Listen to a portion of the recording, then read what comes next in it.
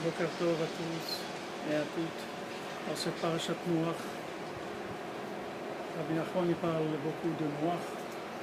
Bien sûr, Noach et Nouchet, c'est la moitié du nom de Rabbi Nachman. Déjà au début du monde, il y a eu déjà cet appel-là que il a fait à Noach. On voit que il y a écrit que Ketz Basar Balefanaï. Akadosh Baruch Hu, il a dit à Noach, voilà que la fin de toute chair est venue devant moi. C'est-à-dire que l'accusation sur l'humanité, elle était trop forte. Donc Akadosh Baruch Hu était obligé de céder à la rigueur. Donc il a dit à Noach il a dit à Noach de construire la Teva, de construire l'arche de Noé. Mais Akadosh Baruch Hu lui a dit Aselecha Tevat. Il a dit fais-toi cette arche-là. C'est-à-dire, fais-la pour toi. C'est-à-dire que Béhémet, la Tevat Noach, c'était pour Noach. C'est-à-dire, Akadosh Baruch Hu, pendant 120 ans, Noach, il était en train de construire l'arche. Et quand les gens ils lui demandaient qu'est-ce que tu fais, il disait je construis là une arche parce que Hachem, il va amener un déluge dans le monde. Mais Béhémet, Akadosh Baruch Hu lui a dit de construire l'arche à Noach, c'était surtout pour que Noach il comprenne qu'en hébreu, Teva, ça veut dire un mot. C'est-à-dire le mot arche en hébreu et le mot un mot, Teva, ça se dit la même chose. C'est-à-dire que Akadosh Baruch Hu, il a enseigné à Noach, il lui a dit regarde, rentre dans le mot de la prière. Et là-bas, tu vas adoucir toute la rigueur du monde. Rentre dans ce mot. C'est ça que Akadosh Baruch Hu, il attendait de Noach. C'est pour ça qu'il répétait tout le temps Noach, construis la Teva. Construit le mot. Mais qu'est-ce qu'il devait comprendre de la Noach? Il devait comprendre qu'il devait prier pour le monde. Il devait prier pour le monde, rentrer dans les mots de la prière. Même s'il voyait que le monde, il avait l'air complètement à côté et que tout le monde entier il était en colère à Kadosh Baruch Hu, il fallait qu'il rentre dans les mots de la prière. Et en rentrant dans les mots de la prière, il aurait adouci toute la rigueur du monde. Et ce Ketz Kol Basar, c'est-à-dire cette fin de toute chair qui est venue chez Noach, chez Akadosh Baruch Hu pour lui demander de détruire le monde, alors elle se serait tue. Parce que Rabbi Nachman a dit que la prière, c'est à la force d'adoucir toute la rigueur du monde. Rabbi Nachman a dit on peut tout obtenir avec la prière. Rabbi Nathan il dit quand on voit un problème, c'est quoi? Soit qu'il n'y a pas eu assez de prière, soit qu'il n'y en a pas eu du tout, mais il n'y a aucun problème qui ne peut pas être résolu grâce à la prière. Il faut rentrer dans le mot de la prière, c'est-à-dire s'habituer à résider dans la prière, à résider dans les mots.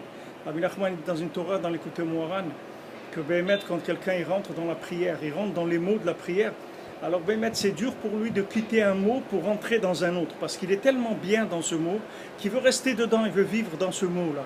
Mais seulement il faut avancer dans la prière, donc il doit passer dans un autre mot, et encore un autre mot. C'est pour ça que David Amelech, on dit que David Melech Israël Chai Vekayam, que David Amelech il est vivant pour l'éternité, et que c'est lui le Mashiach, Mashiach ben David, que Mashiach il vient de David Amelech, parce que David, sa vie c'était la prière, comme il dit Anit Fila, moi qu'est-ce que je suis moi de la prière, c'est ça ce que je suis moi. Il faut qu'un juif il s'habitue à ce que sa vie ça soit la prière. Maintenant, on est au milieu de gens qui vivent différemment, qui ont des habitudes différentes. Mais il faut savoir que ce n'est pas ça notre mode de vie. Notre mode de vie à nous, c'est de résider dans des mots de la prière. C'est-à-dire que toute notre vie, elle se fasse que par des mots de prière. Et si quelqu'un il rentre dans la prière Béhémet et qu'il en fait son arche, c'est-à-dire là où il va résider, il va habiter dans cette arche, à ce moment-là, non seulement lui-même il va se sauver, mais en plus il va sauver tout ce qu'il y a dans le monde, c'est-à-dire tout ce qui peut rentrer dans la prière, ça va rentrer dans la prière. Ils disent les Mefarshim sur Noach, que Noach, avant de rentrer dans la Teva, Noach il n'avait pas le droit de manger de la viande animale. Quand il est rentré dans la Teva, après il a eu le droit de manger de la viande animale. Pourquoi? Parce que avant de rentrer dans l'arche, il ne savait pas le bien qu'il y avait dans les animaux. Quand il les a sauvés, il les a fait rentrer dans l'arche, il s'est rendu compte qu'il y avait du bien en eux. Quand il s'est rendu compte qu'il y avait du bien en eux, là l'animal il est devenu permis à la nourriture pour lui. Avant il était interdit. Ça veut dire que maintenant, tant la personne, ce qui lui est permis, c'est là où elle a vu du bien dans ce monde. C'est écrit pour le chazir, pour le porc. Pourquoi il s'appelle chazir? En hébreu, chazir, ça veut dire, c'est la shon choser, ça revient. Pourquoi? Parce qu'on dit que le porc, dans le monde, dans la vie future, après Mashiach, le porc, il va être permis. Maintenant, il est interdit, après, il va être permis. On voit que c'est un animal dégoûtant. Tout le monde dit, en français, ils disent, ouais, celui-là, il se comporte comme un porc. Ou même en anglais, on dit pig, il mange comme un pig. Tout le monde est en proie à cette expression de dégoûtant. Et c'est pour ça qu'il est interdit, parce que personne n'a trouvé du bien en lui. Maintenant, quand Mashiach il va venir, même dans le porc, il va trouver du bien. Quand il va trouver du bien dans le porc, alors le porc, il deviendra permis. Ce qu'il a rendu interdit, c'est parce qu'on n'a pas trouvé de bien en lui. Quand on dit en hébreu Assour, Assour, ça veut dire enfermé. Bet Assourim, c'est une prison. Assour, la chose, elle est interdite, ça veut dire, elle est, la traduction, c'est pas interdit, c'est enfermé. La chose, elle est enfermée, il n'y a personne qui l'a libérée, c'est-à-dire qu'il n'y a personne qui a trouvé de bien en elle pour la libérer. Même Noach, tant qu'il n'avait pas trouvé du bien dans les animaux, il n'avait pas le droit de manger de la viande. Maintenant qu'il les a rentrés dans les mots de la tfila, qu'il les a rentrés dans son arche, alors les animaux, ils sont devenus permis, il a pu manger de la viande. Rabbi Nachman, il a donné le chemin de la prière. Il a dit rentrer dans la prière, résider dans la prière, habiter dans la prière. Là-bas, il y a tout. Il y a tout. Rentrer, ani tfila.